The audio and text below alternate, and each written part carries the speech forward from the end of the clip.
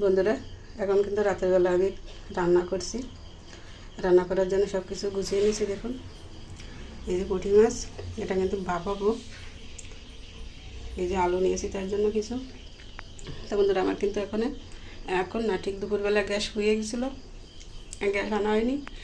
তো এখন যাচ্ছি কিন্তু বাইরে। মেয়েটা বলছে, মা তাহলে পিকনিকের মতো করা যায়।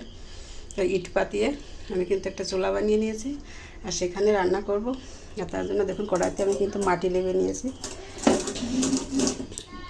তো এই যে ওই মাছ ভাপাবো, এর জন্য নিয়েছি আমি এখানে একটা পেঁয়াজ আর একটা রসুন। এটা কিন্তু থেতো করে নিয়েছি। বাটার থেকে বা কুচানো থেকে কিন্তু থেতো করে নিলে কিন্তু রান্নার স্বাদ কিন্তু অন্যরকম হয়। আপনারা করে দেখবেন এইভাবে। আর এর জন্য মশলা নিয়েছি লবণ, এই যে পরিমাণ মতো, লঙ্কার গুঁড়ি, আদা বাটা, জিরা বাটা, আর নিয়েছি হলুদ। তো আমি আগে এগুলো একটু ভালো করে মেখে নেব।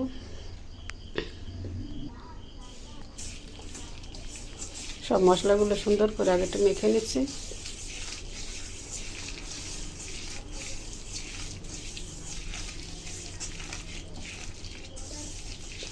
মশলা কষালে যেমন রান্নার স্বাদ হয়, আর এই কাঁচা রান্না করতে গেলে কিন্তু মশলা মাখানোটা কিন্তু যদি ভালো হয়, রান্নাও কিন্তু ভালো হবে, আশা করা যায়।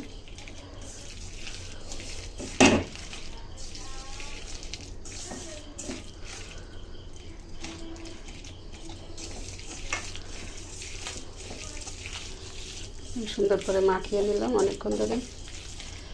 তো এখন এই মাছ দিয়ে দেবো।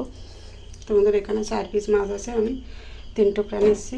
যেহেতু রাতের বেলা, মেয়েটা কিন্তু মাছ ওর কাছে জিজ্ঞাসা করেছে, বলছে আমি মাছ খাবো না, ওকে ডিম ভেজে দাও। ফ্রিজ থেকে ডিম বের করে নিয়েছে। একটা মাছ আমি রেখে দিচ্ছি না, এই কারণে যে সামনের দিন আবার রবিবার, আমরা মাছ খাই না, থাকলে তো খাবো না।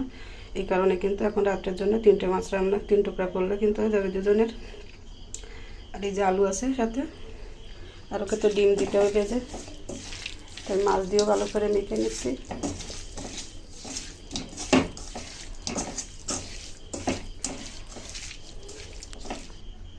সুন্দর করে মেখে নিলাম মাছ দিয়ে। আলু নিয়েছি, আলু কিন্তু 2টো কেটেছিলাম, দুপুরবেলা রান্না হয়নি, শুধু বাঁধাকপি ভেজেছিলাম। আর এই যে আমি এখানে আবার 2 টুকরো রেখে দিলাম, আর একটা কিন্তু ফ্রিজে রেখে দিয়েছি।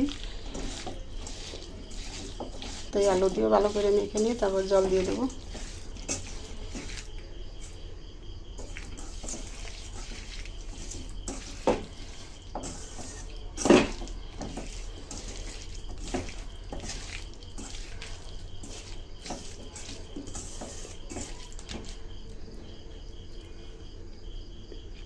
সুন্দর করে মেখে নিলাম, এখন জল দিয়ে দেবো।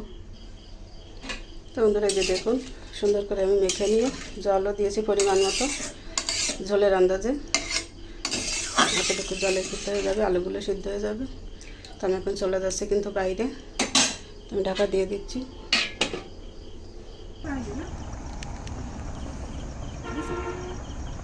বন্ধুরা দেখুন, বাইরে কিন্তু চলে এসেছি একদম বনভোজন খাওয়ার মতন।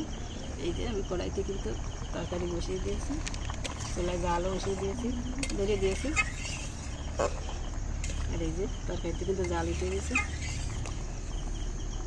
আবার ঢাকা দিয়ে দিচ্ছি। ভালো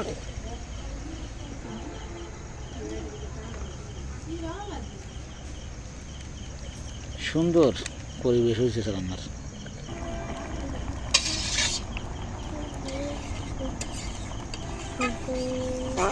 আবার একটু নেড়ে দিচ্ছি। আগুনের লেলিহান শিখা।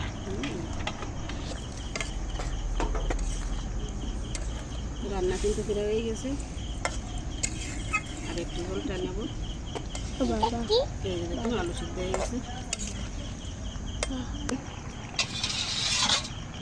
দেওয়া লাগবে না।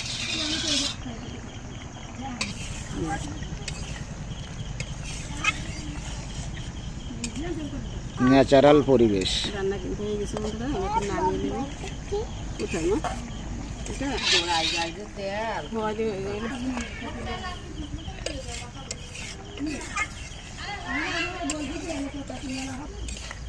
তরকারি কিন্তু হয়ে গেছে, আমি একটু নামিয়ে নিচ্ছি। বন্ধুরা, এই যে মাছ ভাপা হয়ে গেল, একটু জল জল রেখেছি, আমাদের কিন্তু জল লাগে, সে কথা তো বলেছি আগের ভিডিওতে, সব ভিডিওতেই বলি বেশিরভাগে। তা কেমন লাগলো ইটির চুলায় রান্না, একদম আনরেডি অবস্থা। আমার কিন্তু এখানে দেখুন ল্যাপা না কিছু না। যদি খারাপ লাগে আপনারা কমেন্টে বলবেন যে কেমন পরিবেশে রান্না করেছেন দিদিভাই। তো বন্ধুরা সবাই ভালো থাকুন, সুস্থ থাকুন।